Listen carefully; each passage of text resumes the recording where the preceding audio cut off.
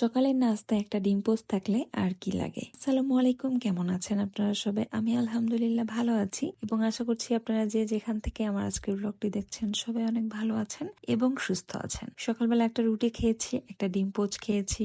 সকালবেলা খেতে ভালো লাগে না, তারপরও ইদানিং কেন যেন খুবই টায়ার্ড লাগে, এই জন্য ডিমটা কন্টিনিউ খাওয়ার চেষ্টা করছি এবং সকালের নাস্তাটাও কিপ না করার চেষ্টা করছি। যেহেতু শীত চলে এসেছে এজন্য আদা দিয়ে চা খাওয়া শুরু করে দিয়েছি। আমি নর্মালি মশলা দিয়ে চা বানালে চাটা ছেঁকে খাই না, ডিরেক্ট নিয়ে তারপরে খেয়ে ফেলি। চায়ের কালারটা কিন্তু মাশাল্লাহ অনেক সুন্দর হয়েছে এবং একা একাই চা খাচ্ছিলাম, একা একাই নাস্তা করছিলাম। আমার হাজবেন্ড তো অফিসে চলে গিয়েছে, তারপর নাস্তা শেষ করে তারপরে রান্না বান্না শুরু করে দিয়েছি। পাবদা মাছ ভেজে নিচ্ছিলাম। আজকে একটা বিশাল বড় কড়াই নিয়েছি, ভাবছি যে একটু বড় কড়াইতে নাড়াচাড়া করতে এত ভালো লাগে, এজন্য ভাবলাম যে বড় একটা কড়াইতে রান্না বান্না শুরু করি। সো পাবদা মাছগুলো ভেজে নিচ্ছিলাম এবং অন্যান্য সবজিগুলো রেডি করে ফেলেছি। আলু আর সিমটা ভেজে নিচ্ছিলাম তেলে, লবণ হলুদ কিছু ছাড়াই, শুধু ডিরেক্ট ভেজে নিচ্ছিলাম। সিমটা দেখতে কিন্তু অনেক সুন্দর লাগছিল, একদম ফ্রেশ সবুজ সবুজ লাগছিল, দেখে ভীষণ ভালো লাগছিল। আমি একদম হালকা করে ভেজে নিয়েছিলাম এবং এটা শিং মাছ দিয়ে রান্না করা হবে এবং শিং মাছটা আমি ভেজে নিয়েছিলাম। শিং মাছটা কিন্তু যথেষ্ট পরিষ্কার করা আছে। নর্মালি ফেসবুকে ঢুকলেই দেখতে পাই মানুষের শিং মাছ নিয়ে কত কমেন্টস করে, ভালো করে নাকি পরিষ্কার করে নেয়, হ্যান ত্যান অনেক কিছু। আমরা ভাই যতখানি পসিবল আমরা ততখানি চেষ্টা করেছি এটা ক্লিন করার জন্য এবং সবাই আসলে পরিষ্কার পরিচ্ছন্ন ভাবেই খেতে চায়। এটা আসলে কেউই অপরিষ্কার ভাবে খেতে চায় না, যে যেভাবেই খাক না কেন।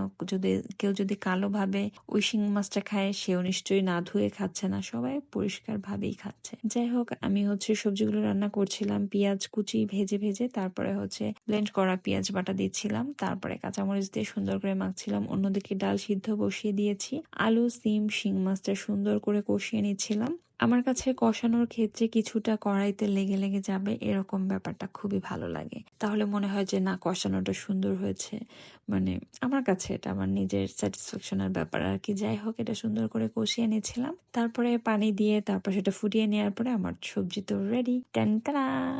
যাই হোক, সবজিটা অনেক মজা হয়েছিল, সবাই বলেছে অনেক মজা হয়েছে এবং শীতকাল মানেই তো ধনিয়া পাতা দিলেই যে কোনো খাবারই অনেক টেস্টি হয়ে যায়। অন্যদিকে পাবদা মাছগুলো জাস্ট পেঁয়াজ কুচি আর ব্লেন্ড করা পেঁয়াজ দিয়ে সুন্দর করে ভাজা ভাজা করে নেব, একদম ঝোল ছাড়া, জাস্ট তেলটা থাকবে একটু। অন্যদিকে ডাল সিদ্ধ হয়ে গিয়েছে সুন্দর করে।